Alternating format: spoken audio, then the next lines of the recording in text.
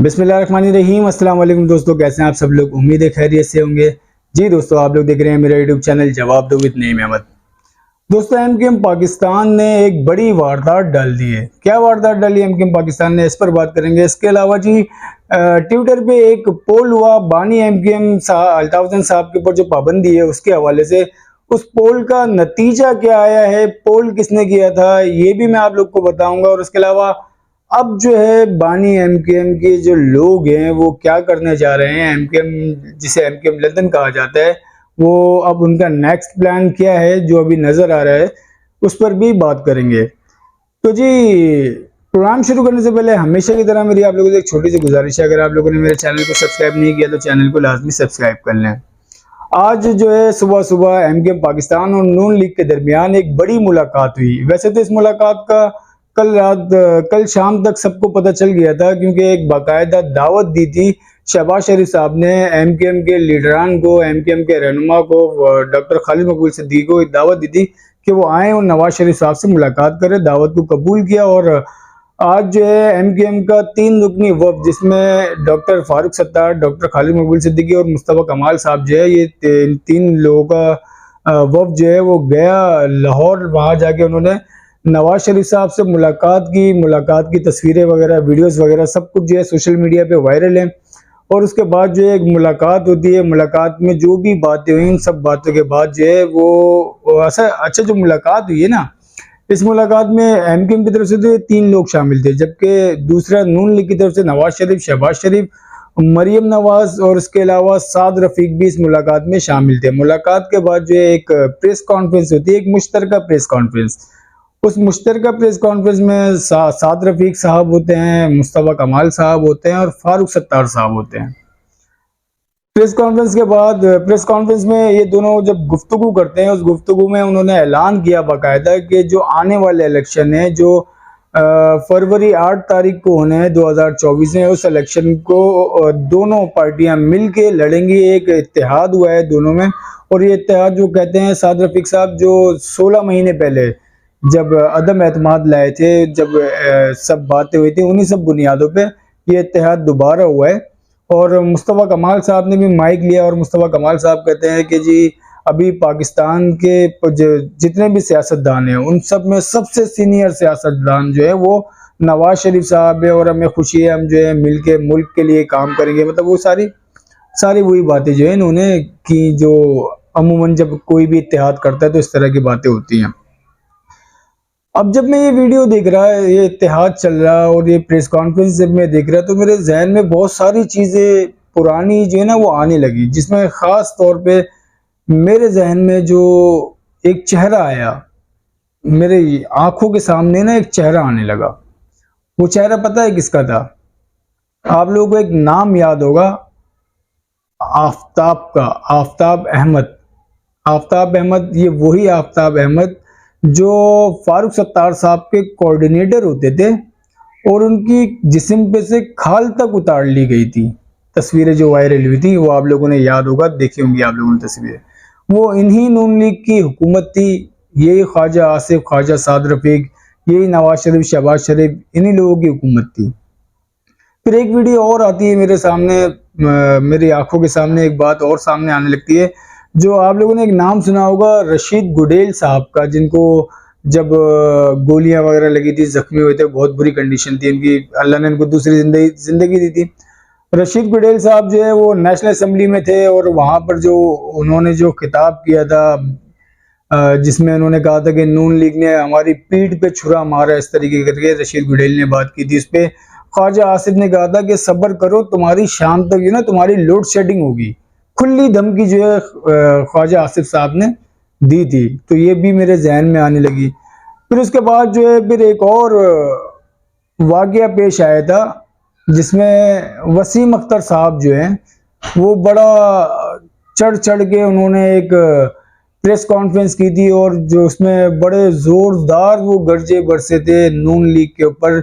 नवाज शरीफ क्या, शहबाज शरीफ क्या ख्वाजा आसिफ, सबको उन्होंने लदाड़ा था, सबको गंजा, तो फिर कैसी कैसी चीजें इनके कमरों से मिलती हैं, वो सब बातें फिर मेरे जहन में आने लगी। वो खास तौर पे जो आफ्ताब अहमद था, उसका मेरे जहन में आने लगा यार कि यार आफ्ताब अहमद की रूह या आफ्ताब अहमद के जो घर वाले होंगे, उसके उसकी वालिदा, उसके दीगर लोग जो घर वाले, उसके बहन भाई वगैरह जो अब हयात हैं, वो बेचारे अगर देख रहे होंगे वीडियो, वो क्या सोचते होंगे कि यार ये वही फारूक सत्तार, ये उन्हीं लोगों के साथ खड़े हुए हैं जिन्होंने मतलब हमारे बच्चे के जिस्म पे, हमारे भाई के जिस्म पे, हमारे बेटे के जिस्म पे खाल तक नहीं छोड़ी थी।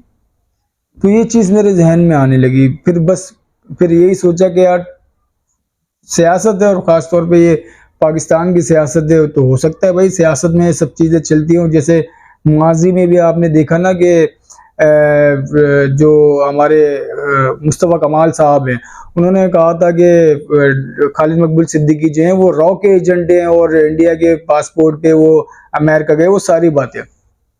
तो वो सारी बातें उन्होंने की थी, उसके बाद जो है आज उन्हीं की सुपरविजन में वो काम भी कर रहे हैं। तो सियासत है, हो सकता है। तो लेकिन जो गैर सियासी लोग होते हैं, जो न्यूट्रल लोग होते हैं, वो फिर सोचते ना कि यार ये किस तरह की सियासत है, जिस तरीके से आप बातें करते थे और सब कुछ करते थे, उसके बाद जो है आपने इतनी बड़ी वारदात डाल दी। आप उन लोगों के साथ जाके बैठ गए और उन लोगों के साथ आपने इत्तेहाद कर लिया। इस इत्तेहाद का फायदा क्या होगा? एमकेएम को, मैं नहीं समझता एमकेएम को कोई फायदा होगा। इस इत्तेहाद का फायदा नून लीग को बहुत ज्यादा होगा, क्योंकि नून लीग को जो है वो मरकज में अपनी हुकूमत बनानी है। उसके लिए उनको जितनी भी सीटें होंगी एमकेएम की नेशनल असेंबली की, वो सारा वोट जो है वो नून लीग को चाहिए होगा। क्या एमकेएम पाकिस्तान जो है वो नून लीग से क्या फायदा उठाएगी सिवाय वजारतें लेने के? इसके अलावा तो और कोई फायदा नहीं होता। कुछ ऐसा तो नहीं कर सकती एमकेएम पाकिस्तान के वो सिंध में अपनी हुकूमत बना ले नून लीग को साथ मिला के, क्योंकि नून लीग का यहाँ पे क्या वोट बैंक है? नून लीग को यहाँ पूछता कौन है? नून लीग को यहाँ पे जानता कौन है? नून लीग यहाँ से कितनी सीटें जीतती है?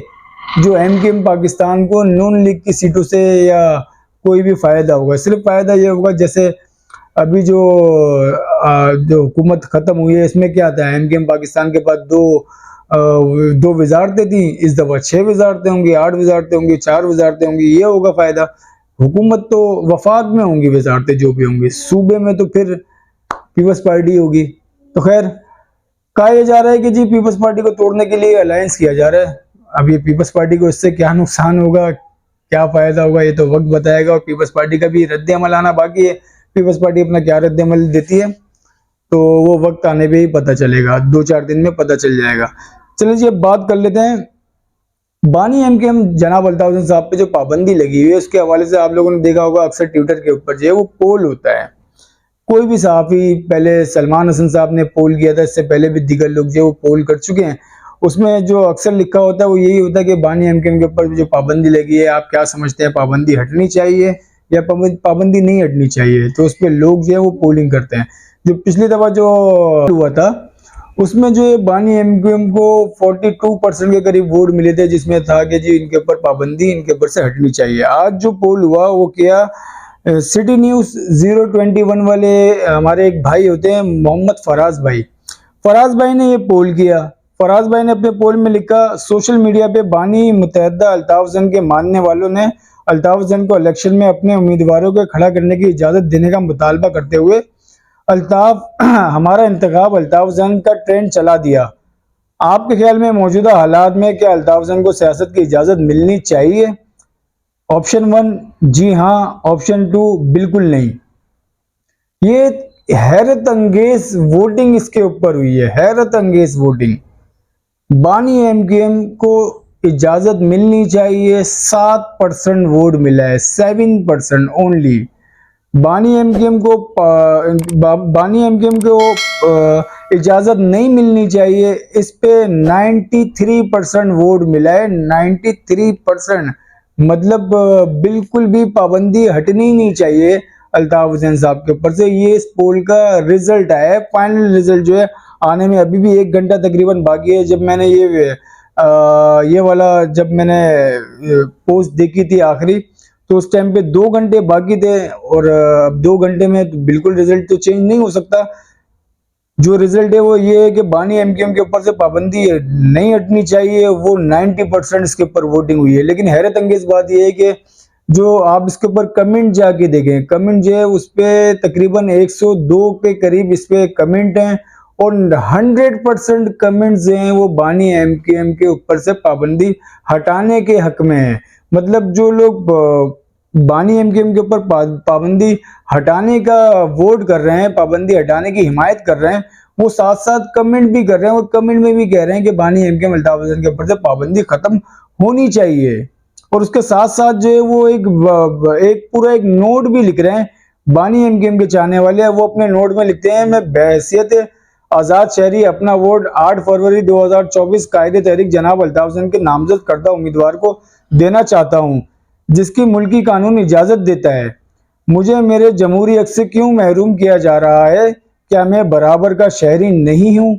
ये इस तरह का नोट भी जो है वो अपने कमेंट के साथ साथ लिख रहे हैं, जो हक में बयान दे रहे हैं या हक में जो वोटिंग कर रहे हैं। लेकिन जो लोग जो बानी एमकेएम के मुखालफत में वोट डाल रहे हैं उनकी तरफ से कोई कमेंट नहीं है। 102 कमेंट, 100% कमेंट जो है बानी एमकेएम के हक में, और वोट जो 93% बानी एमकेएम के खिलाफ है। सिर्फ 7% वोट जो है वो बानी एमकेएम के हक में है। तो एक बड़ा एक हैरत अंगेज किस्म का ये पोल हुआ है और इसको देख के ना लोग हंस रहे हैं, क्योंकि लोग समझ रहे हैं ये पोलिंग, इसमें जो पोलिंग हुई है वो किस तरीके से हुई है, सब समझ गए लोग। तो जी अब देखते हैं कि आगे क्या इस 1 घंटा और इस पोल में बाकी है, इसमें और कितने वोट पड़ते हैं। चलिए जी अब बात कर लेते हैं बानी एमकेएम जनाब अल्ताफ हुसैन साहब के ऊपर जो पाबंदी लगी है उसके हवाले से। अब जो मैंने आप लोग को बताया ना कि लोग जो हैं वो जिस तरीके से पोस्टिंग कर रहे हैं ट्विटर पे, जिसमें वो लिख रहे हैं, मैं एक बार फिर आप लोग को बता देता हूँ। मैं बहैसियत आजाद शहरी अपना वोट 8 फरवरी 2024 कायदे तहरीक जनाब अल्ताफ हुसैन के नामजद करदा उम्मीदवार को देना चाहता हूं, जिसकी मुल्की कानून इजाजत देता है। मुझे मेरे जमहूरी हक से क्यों महरूम किया जा रहा है? क्या मैं बराबर का शहरी नहीं हूं? अब ये जो है ना लोग पोस्ट कर रहे हैं और उसके पोस्ट के साथ साथ जो है इसमें टैग कर रहे हैं फैफिन को। फैफिन जो है एक इदारा है, फैफिन जो है वो फ्री एंड फेयर इलेक्शन का एक नेटवर्क है, जिसकी जिम्मेदारी होती है जो नजर रखता है पाकिस्तान के ऊपर जो इलेक्शन होते हैं। फैफिन जो है इसके ऊपर नजर रखता है कि इलेक्शन जो है वो कितना शफाफ हो रहा है, कितना जानिबदार है, कितना गैर जानिबदार है, इसके ऊपर जो है वो पूरी नजर होती है। तो ये जो पोस्ट की जा रही है उसमें बाकायदा जो है वो फैफिन को जो है वो टैग किया जा रहा है। फैफिन तक जो है ना वो एक लेटर जो है वो भी भेजा जा रहा है, जिसमें लिखा जा रहा है कि बानी एमकेएम के ऊपर जो पाबंदी लगी है उस पाबंदी के होते हुए इलेक्शन होना ये बहुत बड़ा सवालिया निशान है शफाफ इलेक्शन के ऊपर। तो इलेक्शन के पाबंदी के होते हुए साफ शफाफ इलेक्शन किसी हाल में काबिल कबूल नहीं है। तो ये जो है फैफिन तक ये बात पहुंचा दी गई है। इसके साथ साथ जो है इलेक्शन कमीशन को भी टैग किया जा रहा है, इलेक्शन कमीशन तक भी ये बात पहुंचाई जा रही है, और जो अभी हुकूमत है, जो केयर टेकर गवर्नमेंट है, उसको भी इसमें टैग किया जा रहा है और बताया जा रहा है कि बानी एमकेएम के ऊपर जो पाबंदी है उस पाबंदी को खत्म किया जाए, क्योंकि जब तक पाबंदी है इलेक्शन फेयर नहीं माने जाएंगे। तो अब देखते हैं एक बड़ा काम है जो किया गया है एमकेएम लंदन की तरफ से और उसका क्या असर पड़ता है। और अब तक जब मैं ये वीडियो बना रहा हूँ तकरीबन 8:30 बजे का टाइम है, 8:30 बजे तक मुकम्मल खामोशी है। एक बार फिर मैं आप लोग को बता दूं बानी एमकेएम की तरफ से अब तक जो है किसी भी किस्म का कोई ट्वीट, कोई टिकटॉक, कोई बयान, कोई मैसेज, कुछ भी नहीं आ रहा है, मुकम्मल खामोशी है। तो जरूर अंदर खाते कुछ ना कुछ चल रहा है। अब ये वक्त आने के भी पता चलेगा कि क्या मामला हैं, क्या सियासत जो है वो किस तरफ जा रही है। खासतौर पे पूरे पाकिस्तान की नजरें जो है वो कराची की सियासत पे, और आज जिस तरीके से एमकेएम ने वारदात डाली है उसके बाद जो है एमकेएम लगता यूं है कि एमकेएम पाकिस्तान बस अब इलेक्शन में इनको जवाब मिलेगा। आप लोग को मेरी वीडियो कैसी लगी अपना फीडबैक लाजमी दिएगा, और उसे तो मेरे यूट्यूब चैनल को लाजमी सब्सक्राइब करें। मुझे इजाजत दें, अल्लाह हाफिज।